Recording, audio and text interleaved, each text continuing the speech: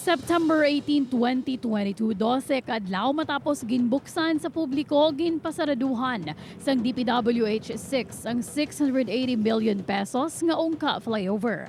Ang kabangdanan ang nakitan nga vertical displacement o kon pagusmod sa pila ka pier sini. Halos 8 ka bulan ang nagligad ang flyover nagapabilin sa gihapon nga sarado. Ang liwat nga pagbukas sini sa publiko wala pagid mahibaluan kung saan sang damlag lang ginapahayag nga madali na gidlang ipatuman ang engineering intervention sa proyekto. Preparado naman bala para diri ang PAVIA LGU? Ini ang aton tutukan sa Spotlight. Kaangot sa sininga issue, makaupod ta subong nga aga ang chairman sang Committee on Transportation sang Sangguniang Bayan sang PAVIA, Iloilo, si SB Member Pit Trimañez. Good morning, SB Member Trimañez, kag welcome sa GMA Regional TV Early Edition. Good morning, Ms. Kate. Good morning sa mga viewers ninyo sa subong nga aga. Sang nag-inulan recently, SB, liwat naman nga nagbaha ang idalom sang ungka flyover. Nga nagperwisyo gid, hindi lang sa mga motorista, kundi sa madamo nga mga pasahero. May aksyon na bala nga nahimo ang DPWH angot diri? Yes, sa sining summer season, do ikaduha na sang nagligad nga Sabado, nga nagbaha diri sa may idalom gid sang flyover. To be specific, diri ginasaguan sang Sitio Riverside, diri sa Ongkados, PAVIA. Yes, ang sang April 24, no, isa ni siya sa mga gin-discuss namon sa amon sanggunian session. Because ginpatawag naton ni si Engineer Alfruto, kagin na express naton sa iya, sa mga kaupod naton ang sentimento sa mga taga-Ongkados, PAVIA, kag sa mga pumuluyo nga naperwisyuhan gid sa tion sa pagbaha nga puwerte kadalom ang tubig nga tiga-cause ng traffic, nabudayan ang mga pumuluyo nga maglabay sa silang area nga kung madumduman. Sa tion gani nga sa may klase, nagakabit pa ang iban nga mga estudyante, mga ginikanan, maestra, kag sa mga pumuluyo man para makatabok lang. So, ginpasalig kita at that time sa April 24 ni Engineer Alfruto na not later than Wednesday that week. So kung inisip naman April 26, pagasugudan na nila ang pag-obra sa mga measure para at least nga o kung sang ilang engineering solution intervention like kayuhon ang sidewalk, ang drainage. So ginulat namon moto galing kay naunahan lang sila sang baha sang nagligad o sang baskog nga ulan sang April 22. Amo to nga ti asa May 22 amo to nga na-experience naman nato ng pagbaha.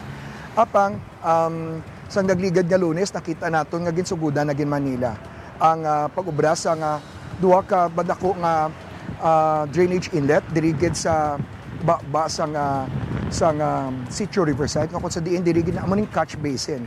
Ang tubig galing sa babaw sa planta diri sa isa ka soft drinks company nagadulog di sa dalom. So amo nang solusyon nga nagalaom kita nga makabuligid no sa pagbaha diri. Kag nagaobra man sila subong sang cross drainage kung sa diin makabulig man ini nga mapadasig ang ilig sang tubig galing diri sa area nga sa diin nagatipon ang tubig para at least makatabok dito sa piyak nga portion sang dalan kay dito sa may right side if you're coming from PAVIA going to the city meron na nga creek. So hopefully this would serve its purpose para at least hindi na maka-experience sa pagbaha ang mga kasimanwa namon sa PAVIA, ang mga nag-aagi diri, kag hindi gid kami maperisyohan diri, Ms. Kate. Sa sinilang may naguluwa nga impormasyon nga may porsyon sang ungka flyover nga base gub-on bilang kabahin sang engineering interventions. Although nga wala pa man sang formal nga announcement, may information na bala kamo kung sa diin ini nga parte kag kung sano ini ipatuman? Yes, actually na kita mismo nakabati ka na during sa amon regular session sa na-mention ko na kaina sa April 24.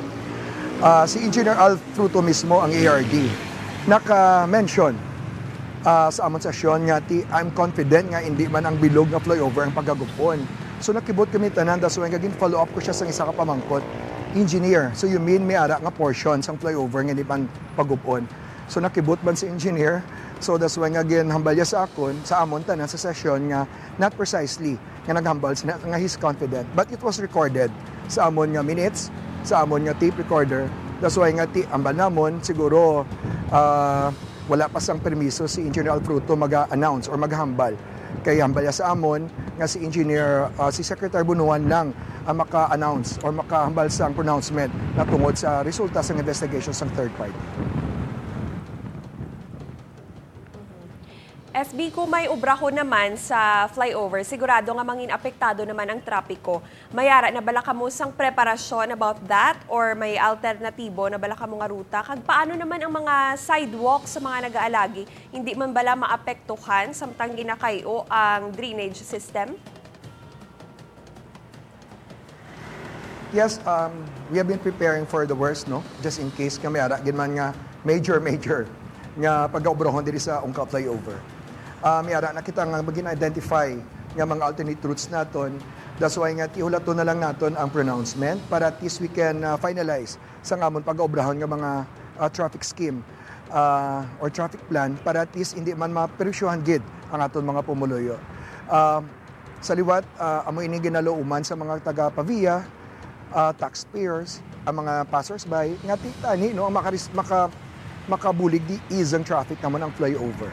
Ganiti, naga-demand kami sa national agency nga naga-implementar sini nga titani plus taro na ini sa maayo para at least we can earlier maka-come up kita sa mga measurement para at least hindi gid kami mabudayan diri sa Pavia kag ang mga nag-aalbi diri.